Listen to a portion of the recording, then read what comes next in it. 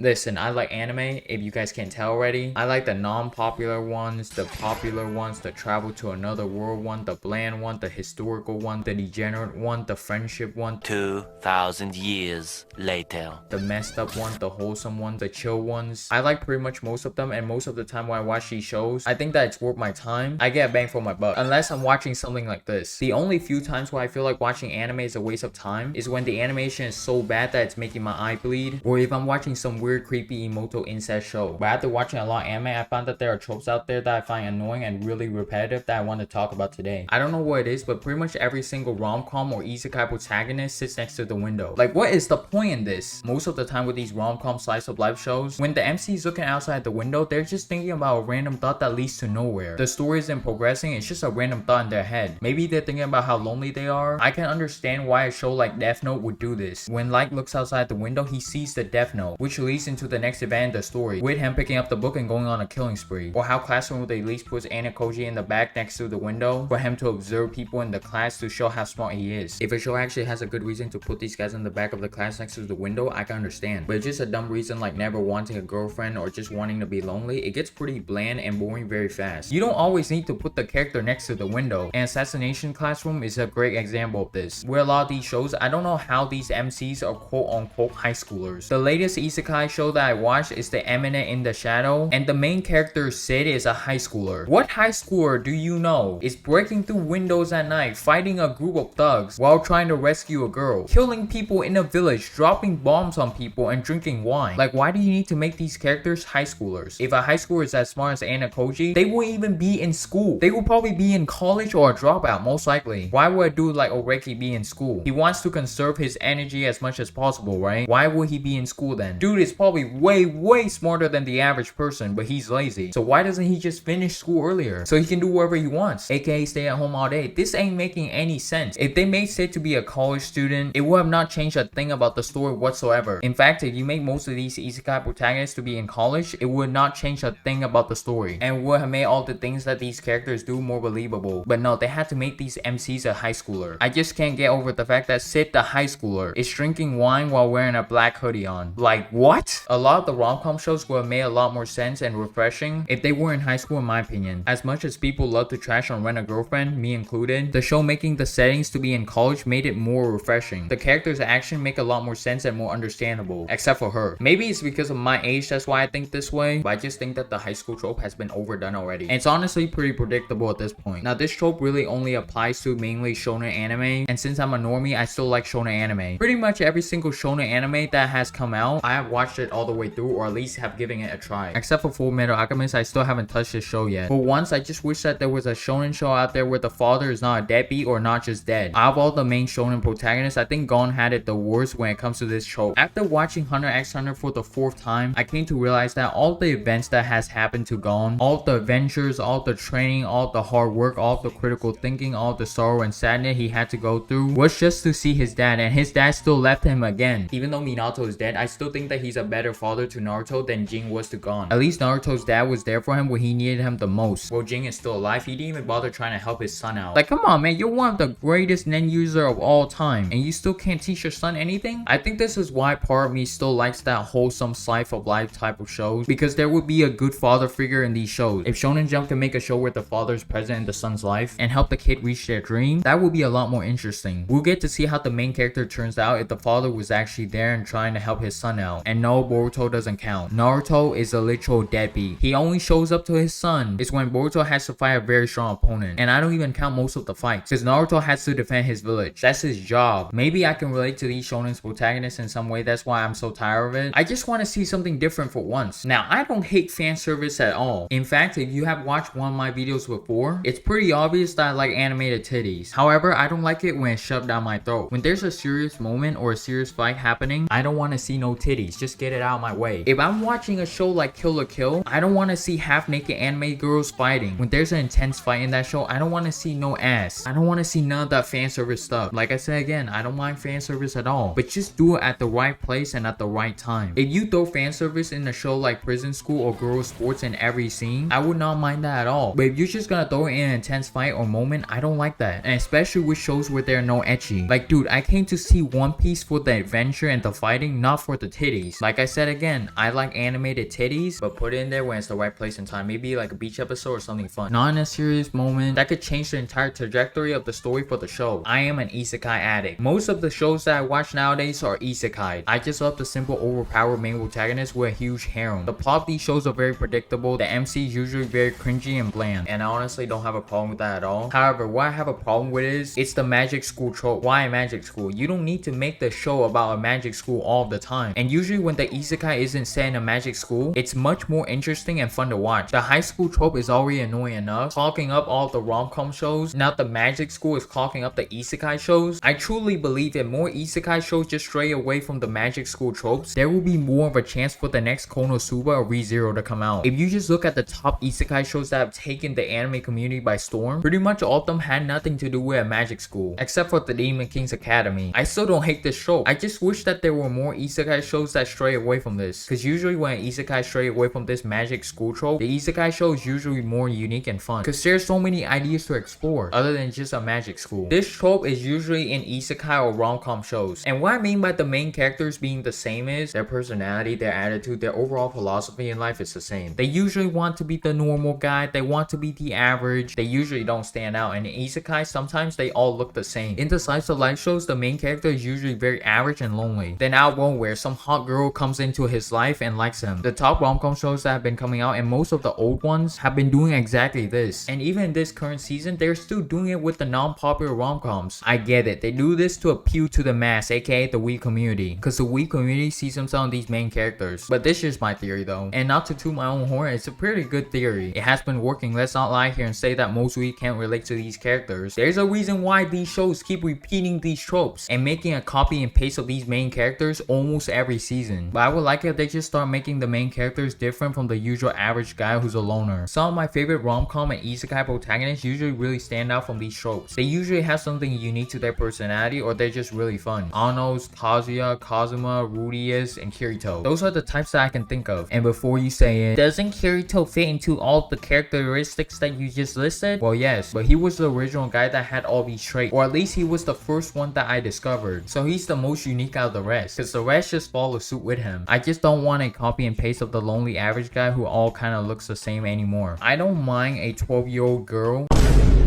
Okay, what I just stated sounds really bad. Listen, I don't care if the anime is designed to put girls that are like 1,000 years old into a 12-year-old body. Personally, I don't get the whole point in this. If you're just gonna draw a kid, they should act and be like a kid like Anya or Kana from Dragon Maid. What bothers me a lot about some of these shows is sometimes they be drawing 12-year-old girls and kind of sexualizing them. And I don't mess with that stuff at all. I get it. If you want to sexualize someone like Marin or Makima, I can understand. But a girl that looks like 12 years old, absolutely not. I don't care that they're making 1,000-year-old lollies who act like 12-year-old girls. It is what it is, it's just anime. But once you start sexualizing them, that's where I draw the line. And it's way worse if the girl is actually not 1,000 years old. And that's why I can't stand some of these rom-com incest shows, because 9 times out of 10, the brother's gonna like the 12-year-old little Emoto. And they're both gonna marry and have sex with each other, and oh my god, I just described that and it sounds so bad. That is something I don't subscribe to at all. And I know, I say that I enjoy Eromanga Sensei, Domestic Girlfriend, and Orimo, but I don't actually enjoy these shows at all. Stop the cap.